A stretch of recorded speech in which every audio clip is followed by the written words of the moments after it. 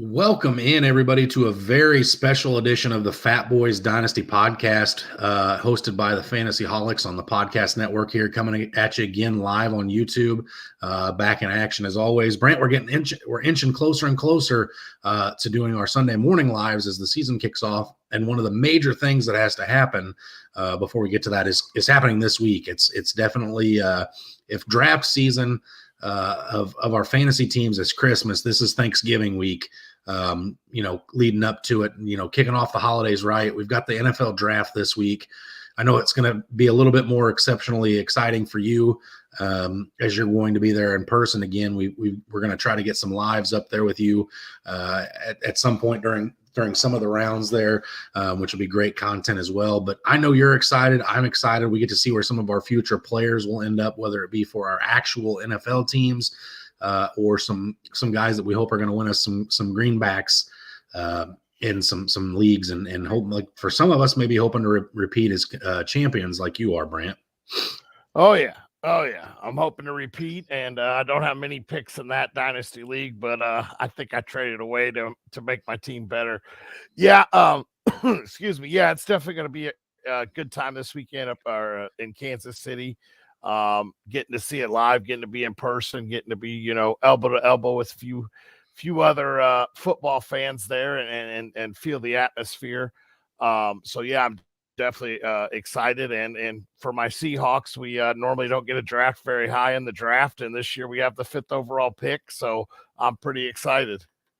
Yeah, Brant, and that brings me to my next thing. We don't get to do it very often on our fantasy cast here, but let's just take a minute. I want to hear your take on this first, and then I'll get into mine. What are your expectations for Seattle this weekend?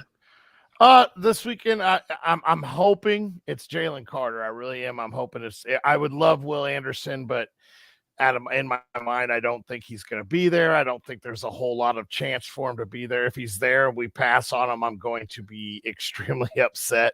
I'm hoping we go Jalen Carter, but unfortunately, with all the news and everything coming out of camp, I really feel like we're going to end up going QB there. Okay. All right. Yeah. So for me, for my my Falcons this week, what I'm looking for is just more of Terry Fontenot and Arthur Smith kind of doing what they've done. At this point, it's hard for me to second guess those guys. They're doing it for a reason, right?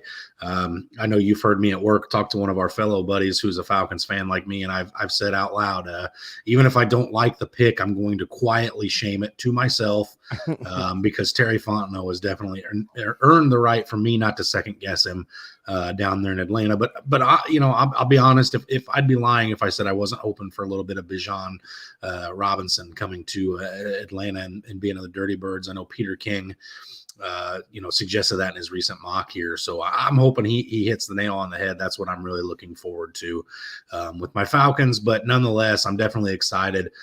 I think day 2 and day 3 are where I'm more excited as a fantasy football fan. I don't think we see a ton of skill players go day 1. There may be a few surprises in there, maybe a tight end or two. Obviously, a couple running backs have the potential, quarterbacks and a couple wide receivers. But I think the bulk of those guys go day 2 and then trickle into day 3.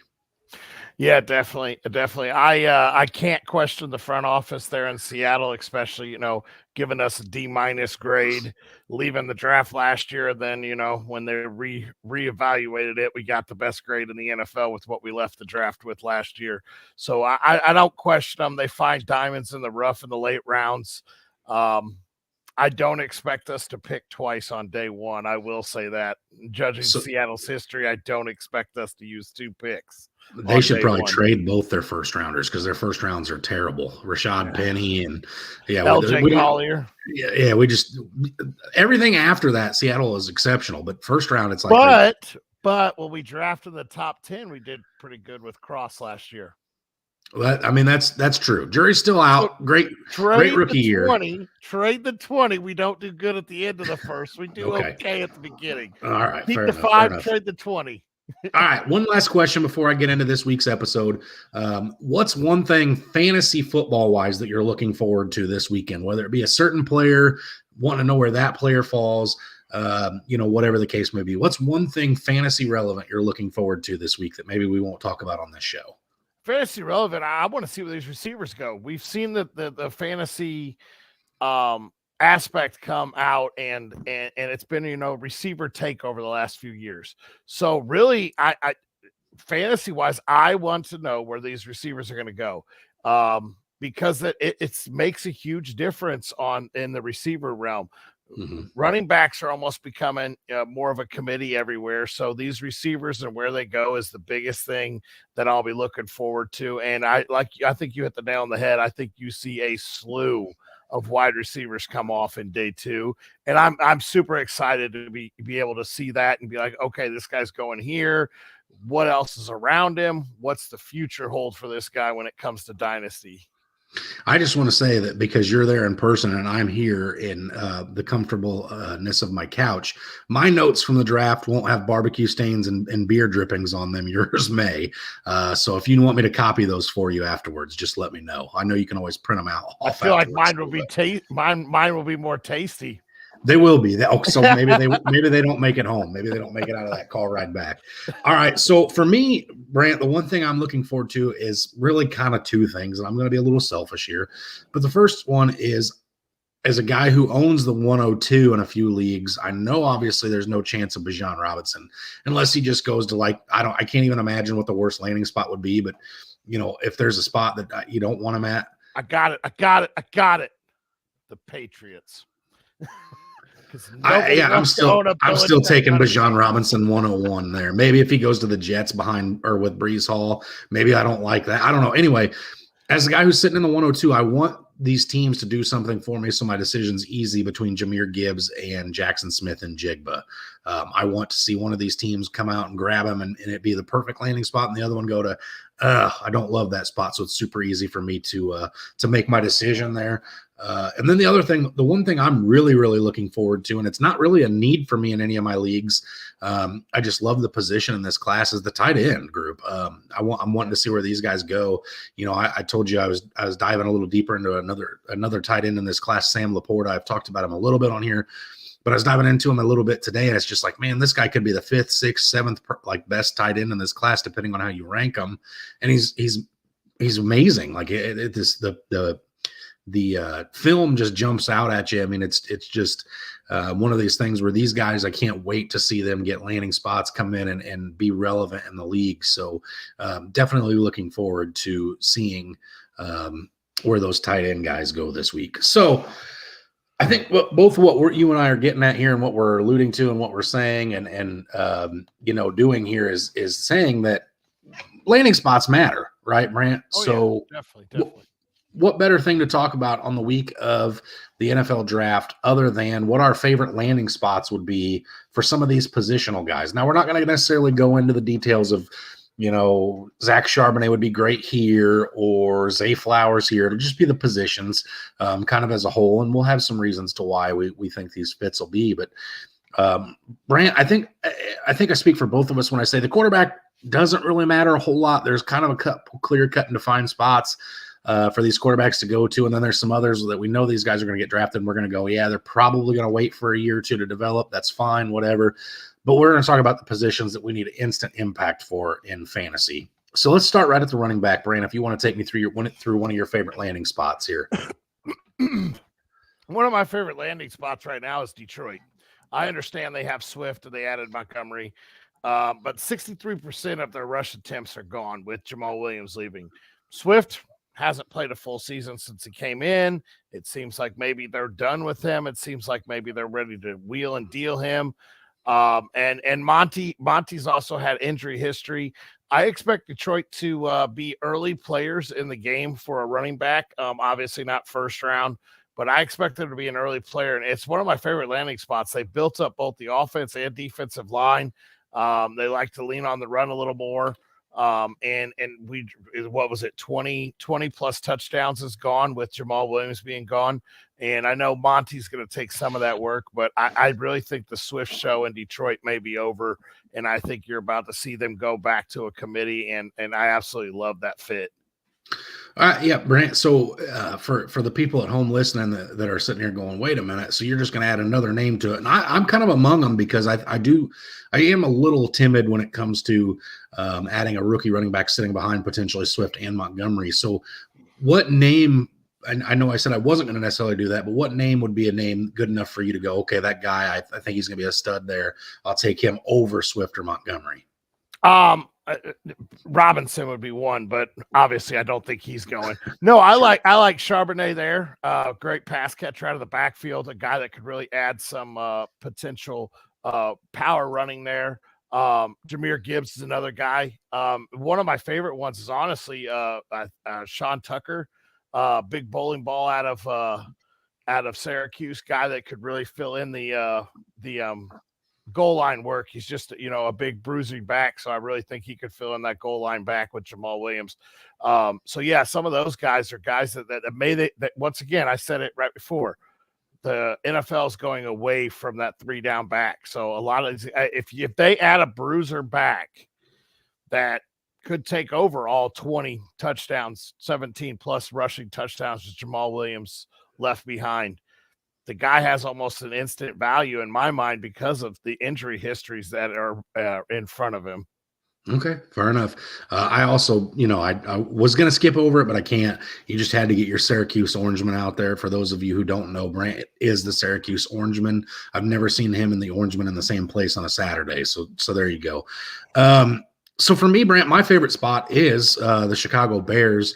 And you just brought up a big reason why. And that's because David Montgomery left town, skipped out, went on over to Detroit there. And he left behind 235 vacated touches out of the backfield, equating for around 57% of the total touches coming out of that backfield.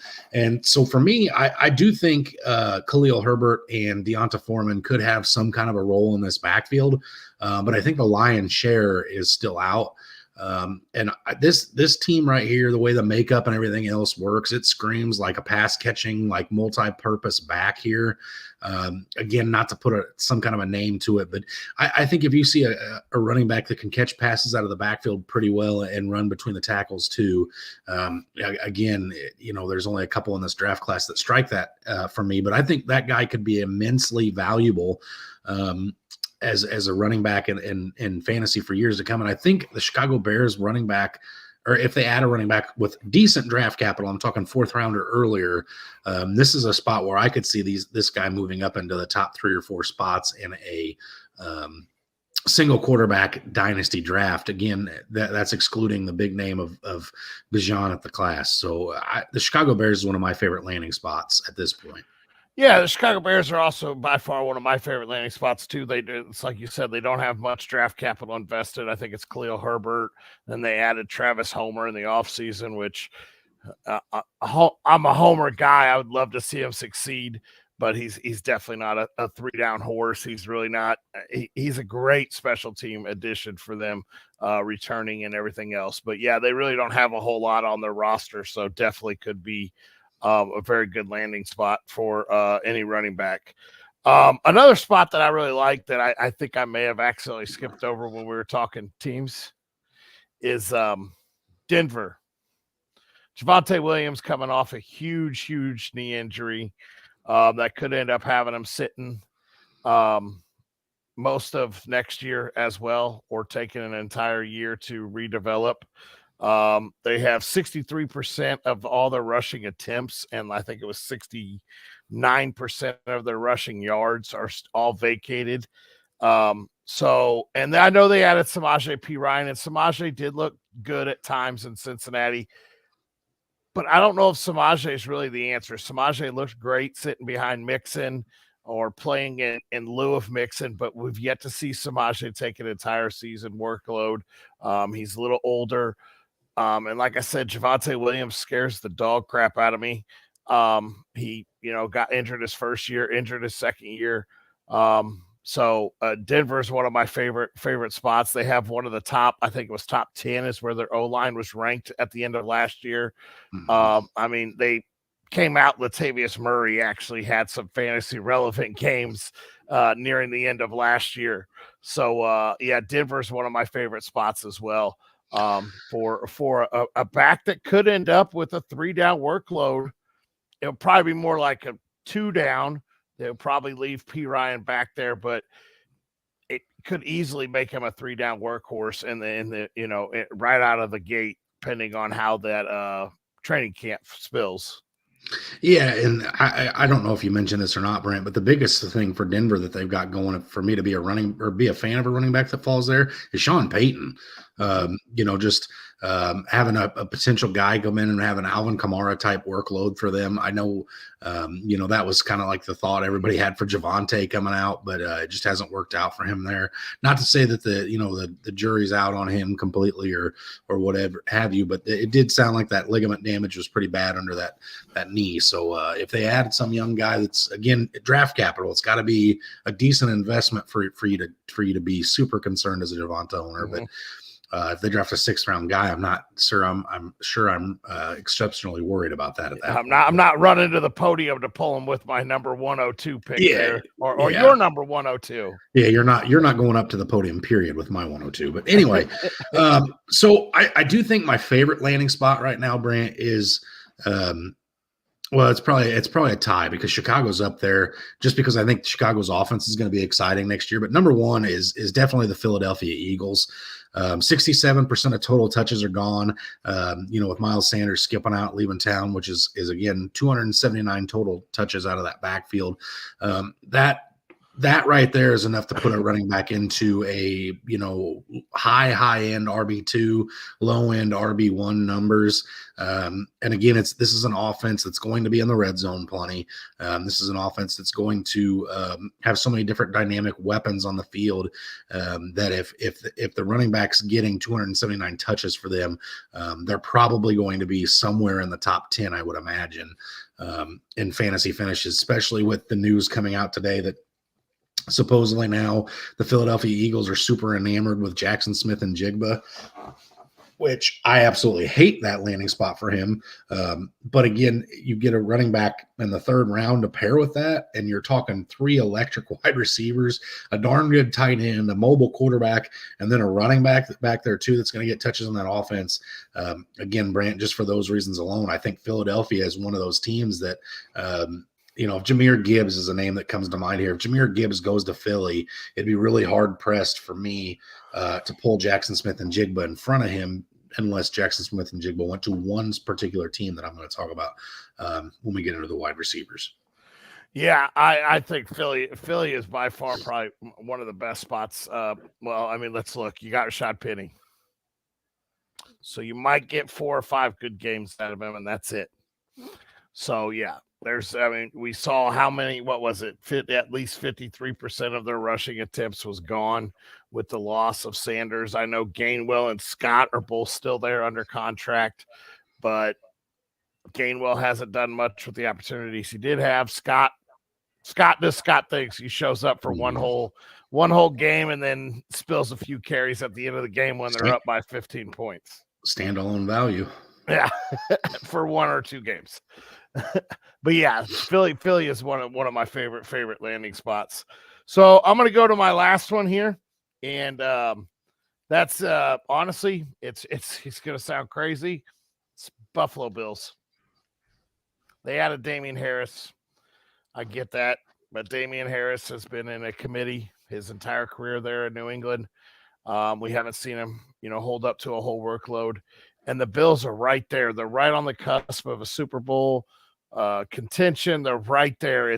They've got to get something to really help Josh Allen spill some of that workload. And Gibbs, Robinson, Charbonnet, any of those 3 names go to Buffalo, and you're going to see them rocket up some fantasy boards because I think those are the 3 biggest names that you're going to see come off the board in the first 2 rounds. And once again, it goes back to draft capital. If they draft one in the 3rd or 4th round, we're just going to say, oh, history repeats itself again. It's another Zach Moss situation or Singletary situation all over or James again. Cook. Or James Cook. I absolutely do love James Cook as a 3rd down back there. But you and me have talked about this. His size scares us still. You need a bruising back there in Buffalo, and I think that you may see them put one on the board this year. Yeah, so I think again with Buffalo, I think the big thing there is I think Buffalo has kind of come out and said they don't want Josh Allen running as much as he has in the past, and I think they've tried to alleviate that a little bit with some diamonds in the rough. Dart throws in the fourth round. They just they haven't panned out. Again, not to toot my own horn, but this is why Terry Fontenot gets a pass in my book because he drafts a guy like Tyler Algier in the sixth who goes for 1,000 yards rushing. Buffalo hasn't had that luck.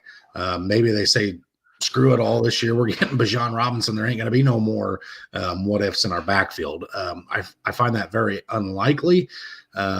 I do think Buffalo's a team that if they take one, it's going to be the day two. I really don't think they get one in the first round. Second or third round is where I think they take somebody. So we'll see how that translates. I do think it'll make a lot of folks nervous about James Cook, so myself included. So we'll see what happens there. Brant, my last favorite spot for a running back is a spot that I have very tapered expectations for, if you will.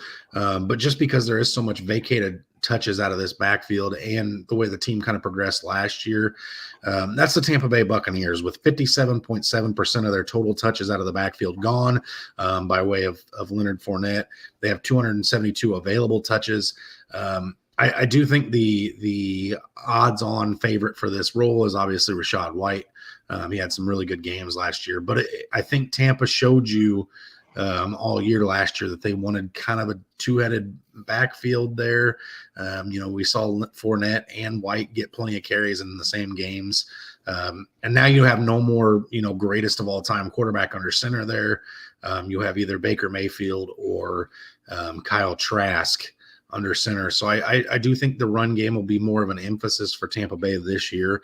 So I do think you're looking at potentially two running backs with 250 total carries coming out of that Tampa Bay team. If they draft one with a high enough draft capital, again, I take Bigsby, Sean Tucker, somebody like that goes to this spot that moves them up in my draft boards. Again, still would prefer in a startup, I would still take Rachaad White before those guys. But within a round or two of Rachaad White, I think those guys would come off the board just simply due to the fact that I think Tampa Bay is going to be a running back by committee. Yeah, I definitely think they're going to lean on that run a little more this year. And White had great games at the end of last year. But once again, they didn't draft White to be a workhorse back. I believe he was a third or fourth round draft pick. So I definitely could see them adding another third or fourth round draft pick this year to play complementary to White. And White can run and catch the ball. So really, whichever back they decide to go with here, if they go with the Tanks Bigsby or they go with the receiving back and Spears out of Tulane, that just shifts the role for which one White's going to do. And it tells you what they felt like White was better at. And Sure. And I really think, like I said, if you had a shifty guy like Spears or Deuce Vaughn, then I think White's going to be a first and second down back, and then you're going to see a lot of his pass catching go down the hill. Okay, fair enough. Speaking of pass catching, Brant, let's move right on into the wide receiver position. Take me through your one of your favorite teams here. One of my favorite teams is the Houston Texans. They're got Robert Woods now. Brandon Cooks has moved on. I know they have some young guys in Nico Collins and Jonathan Mechie. Yeah, Mechie. But we've yet to see really a whole lot out of these young guys. I expect, and this would not shock me at all if we see Stroud go there, and then they go ahead and add one of his favorite targets in their next pick in Jackson Smith.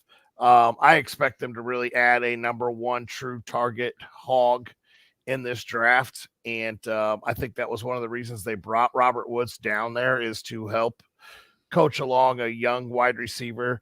So I expect them to use a high pick on a wide receiver this year. And it's going to be one of my favorites because, well, let's just put it this way. Houston sucks.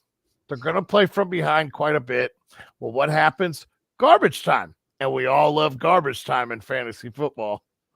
Unless you're leading and you don't have a player playing and your team or the guy you're playing has a guy playing in garbage time, then we don't care for it. No, we don't love it. But yeah, again, Jackson Smith, there's 3 or 4 spots that he could fall that it just shoots him up draft boards. And Houston is definitely one of them, especially to pair him, whether it be, CJ Stroud, Will Levis, Anthony Richardson, potentially Bryce Young. It don't matter. If Jackson Smith and Jigba goes with a young quarterback, there should be some instant that year one working together chemistry, starting in rookie mini camp and, just progressing from there. So again, I agree with you there. That's one of my favorite landing spots for a wide receiver as well. My favorite spot, Brant, it's going to be this way for a while. I feel like it's the Kansas City Chiefs. Not a ton of vacated targets. Juju left. McCole Hardman left. There's about 36% of targets, which again, in that high-powered, high-passing offense is about 223 total targets. Again, the targets, the percentage of targets, that is irrelevant to me here. The reason I want a wide receiver here is because Patrick Mahomes. That's plain and simply put. He is the best quarterback in football right now. There's no argument to be made. You can make the argument for better fantasy quarterbacks, but he is the best quarterback in the NFL, and that's coming from a Falcons fan, and I'm sure the Seattle fan would agree with that. But again, just having the opportunity for electric wide receiver, whether it be, Jordan Addison, Zay Flowers, or Jackson Smith and Jigba catching passes for the next 4 or 5 years from Patrick Mahomes is very enticing for me as a fantasy football fan. Sorry, I dozed off. You said Geno's the best quarterback in the NFL. Right? I did. Yeah. Comeback player of the year. You not only did you doze off, but you are dreaming, sir. Yeah, I absolutely love Kansas City. Electric offense. Get a guy in there that can really, mold with Patrick Mahomes, and he's going to be there for the whole. I mean, we saw Juju wasn't there for a long time. Hardman tried to cut it, but had a lot of history, bangs up, missing games here and there. I know they added John Ross and Richie James this offseason, but we've seen both of them and really what they could do. They are intriguing to me as late flyers, but definitely you give me a true alpha wide receiver, which there are a few in this draft. I know there's not, this isn't some standout draft with Jamar Chase and Justin Jefferson and those big standout guys in this one, but there are some of these wideouts that could really. When you say standout, you mean Justin Jefferson, the guy that in most people's leagues was drafted after Jalen Reagor? That same Justin Jefferson. Let's just talk about how bad that draft was for everyone that passed on Justin Jefferson. Yeah. So. And I don't believe in any league that I was in that year, Justin Jefferson went after Reagor because we heard how bad Reagor was in training camp that year. Well, that's fair. Yes. But Justin Jefferson was not the number one wide receiver drafted. No, he was not. He was not. And hindsight's 2020. So. Yeah. So one of my other spots, and this is going to sound really weird, really odd, especially with the news that came out today, and that's the Green Bay Packers. They don't have a true alpha there. They lost almost everything. They do have Watson. I know you want to say Watson's the alpha. He's the alpha. He is the alpha right now, but I would love to see them. I would love to see them just stick it to Rodgers and draft the QB with that number. What was it, 13 they get required today? Boy, that would really stick it to him. All these time he's been begging for a wideout. But I expect them to add another weapon there, and he'll get a whole offseason with Jordan Love there. And he'll get plenty of time to work with them. And I mean, they vacated 41% of their targets with Lazard gone and Cobb gone, and I think Tanyan's gone as well. Mm-hmm. So I expect them to add a wideout, and like I said, I would love them to stick it to Rodgers and add one in the first round. But that's another place that's really going to be interesting to me because there's not Watson was what in the second round? Watson was a second round draft pick, correct? Yes, he was early second round. Yep. Yes. So you got somebody here agreeing with you, but you and OGJH are both wrong.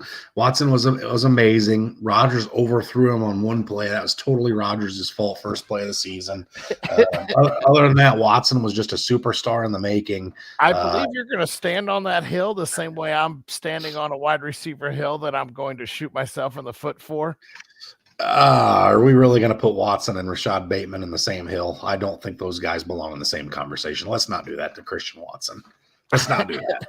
All right, buddy, you stand on that hill and you die on that hill, and by God, I'll stand on my hill and die on mine. Yours is more of a molehill at this point. Mine's still at least a hill. All right. Anyway, so one of my other favorite landing spots here for wide receivers is the Carolina Panthers. And very similarly to why Houston makes so much sense. Again, you're pairing another young wide receiver with a rookie quarterback. We know they're probably taking either Bryce Young or one of these quarterbacks there. You know, Bryce Young's the odds-on betting favorite, like by far and away, like terrible odds at this point. But if you put a young wide receiver there again, whether it be, Jackson Smith and Jigba or Quentin Johnson or Jordan Addison or Zay Flowers, I know a lot of people, myself included, has fallen off on that Quentin Johnston hype train a little bit, but that's fine. Because I still think that the wide receiving core in Carolina, although there's a couple good pieces with, Adam Thielen, Terrace Marshall, Shi Smith, whatever, there's some names there, but none of those guys are going to be the one if they add somebody in day one or day two. I would expect that young guy to come in and be the one there. And plus, let's not to mention that this young quarterback's going to need some decent weapons to play with for the future. Thielen's not the guy. He's not going to be there for 4 or 5 years. So Carolina is definitely a spot where, with them having 212 vacated targets, again, that different quarterback coming in too, but that's just a spot where I'm really enticed. Where if Jackson Smith and Jigba were to somehow go there, which I don't think Carolina only has one first-round pick, but nonetheless, if they were able to get another young wide receiver to pair with, Bryce Young, I would be very enticed by that. Yeah, absolutely. The Panthers are very intriguing. Yeah, just like you said, young core there, up-and-coming offense. We saw what they could do with, what they had last year. They actually were very competitive in a lot of games, but there's no standout alpha wide out there. So yeah, they definitely could have something there in the making. Absolutely.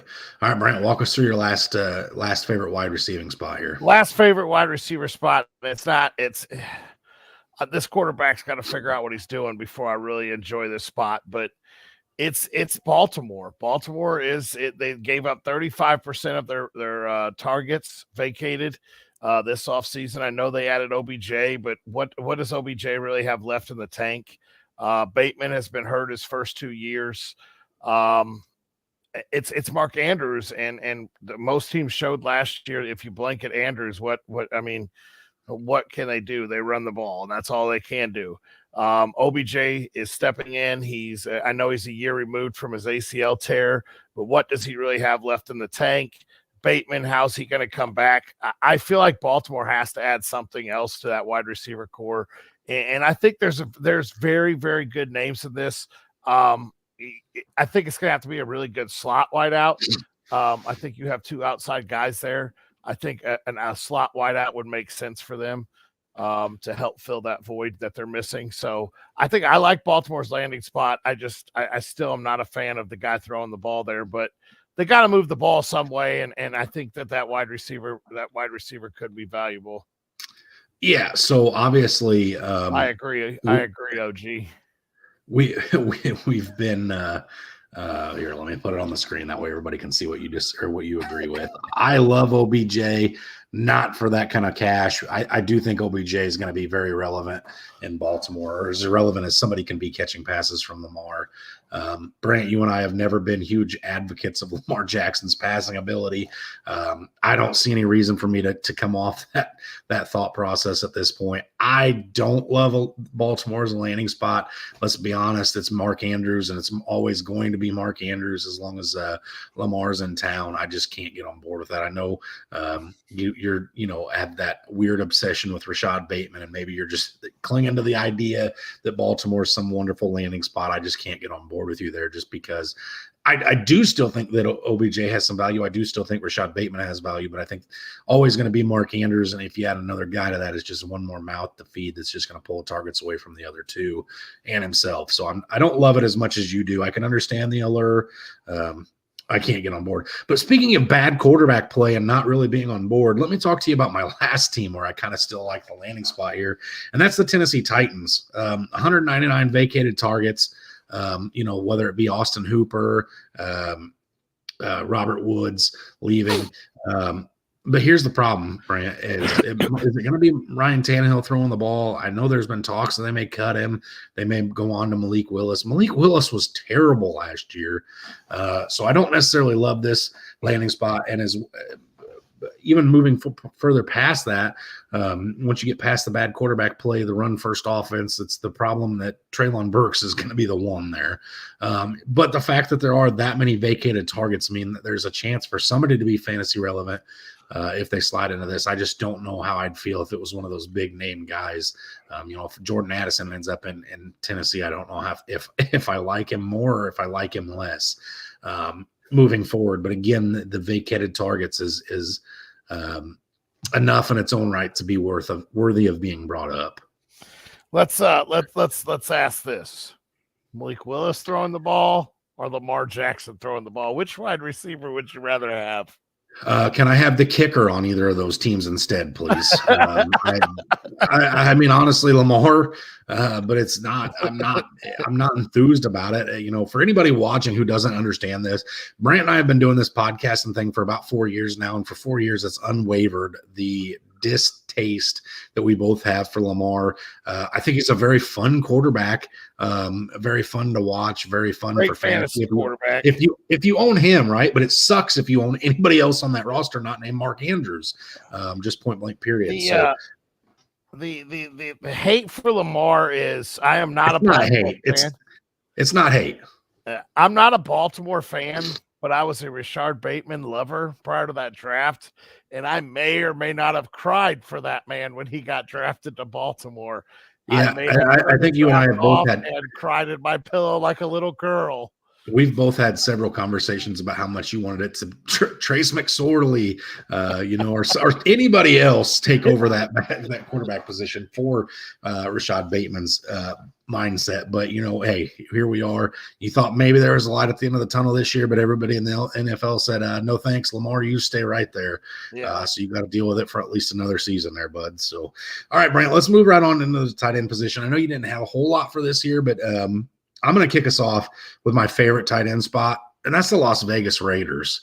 97 vacated targets between Foster Moreau, who stepped down due to his untimely illness, and we wish him Godspeed, but in a good recovery. But also the Darren Waller trade, right? And Darren Waller was really, really good for a long while there, or for a short while there, and then we've been clinging to it for a long while. Now he's in New York with Daniel Jones. I'm not sure what that looks like moving forward. But what I do know is that Jimmy G loves tight ends, right? Jimmy Garoppolo is a big fan of them. When you run on offense where a guy like Josh Jacobs is able to be so effective, and you have a stud like Devontae Adams on the outside, freeing up, soft coverage underneath it, it works out really well for a tight end. So, Michael Mayer, Dalton Kincaid, Sam Laporta, any of those guys end up in this spot, and I absolutely salivate over it. Absolutely. That is by far probably my favorite landing spot. My number 2 landing spot goes with one of our favorite things to always talk about during the season, and a young QB or a new QB always likes to lean on his running back and his running back and his tight end, and that's with the Green Bay Packers. Jordan Love's going to come in. I understand he's got 2 great running backs back there. I'll give you props. He has Watson outside, but he doesn't have a tight end. So let's add him a big tight end. Let's add him a Kincaid and a Meyer.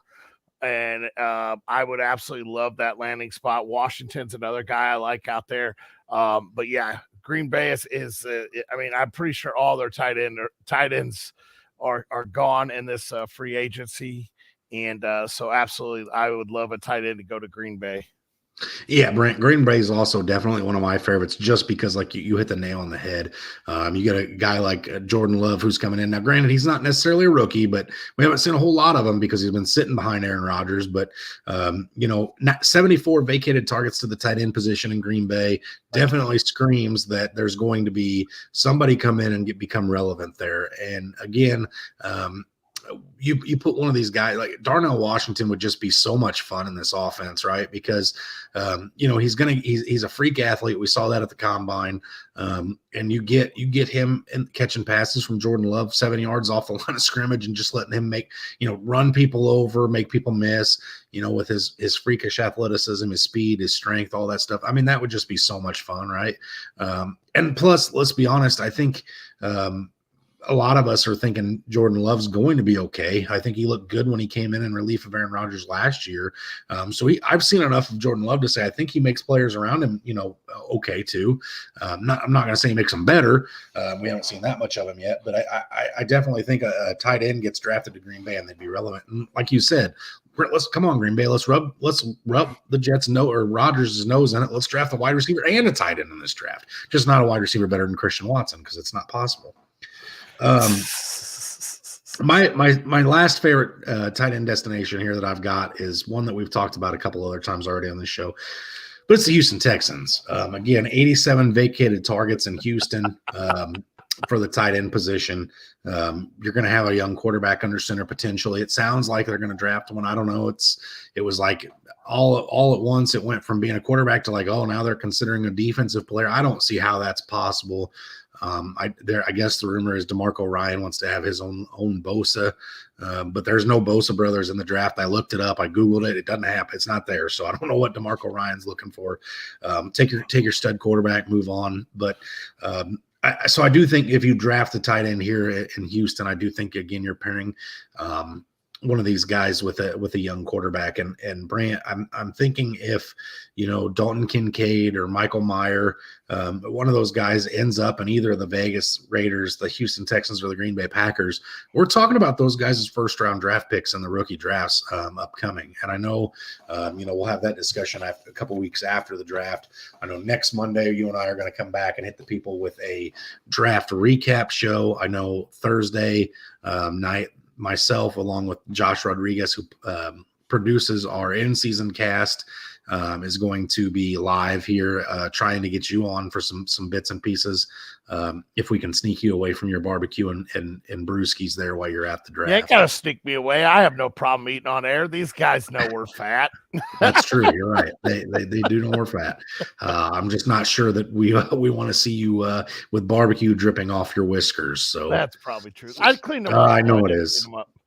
And as for Houston, what they may be waiting on is I believe there's a nice guy in the draft named Caleb Williams next year, and that could be the only thing that would make me, if they take a defensive player at 2, that's the only thing I believe that they are starting to tank early. Oh, that'd be an early tank. Well, anyway, Brant, I think I'll speak for you here. I know you're excited. I wish you safe travels. Folks in Kansas City, I apologize if you feel earthquakes. That's just Brant being super excited about the pick that the Seahawks made, and he jumps up and down. That has been known to set some stuff up on the Richter scale. He is a fatty, so be mindful of that. But Brant, I'm definitely excited. It's draft season. This is where a lot of this is when you win and lose leagues, is when you start doing your research after the draft, right? You got to have a somewhat knowledge about the class going into it, but you got to be knowledgeable as heck after the draft takes place. And again, last bit of advice, and I'm sure we'll say this multiple times over, don't fall too in love with one player. Find 3 or 4 guys at each position that you really like, have them tiered off, whatever. But be fluid with who you fall in love with out of this draft, because if you don't get that guy, you don't want to be sitting at the draft board with your thumb up your butt. So, just be mindful of that. Yeah, and also if you don't have a first or second round draft pick, but you do a larger rookie pick, make sure you do some deep dives. There's always guys out there. That can help your fantasy team. But as always, stay hungry. Stay fat, my friends, and we will see you all live Thursday back here, same time, same place. Absolutely.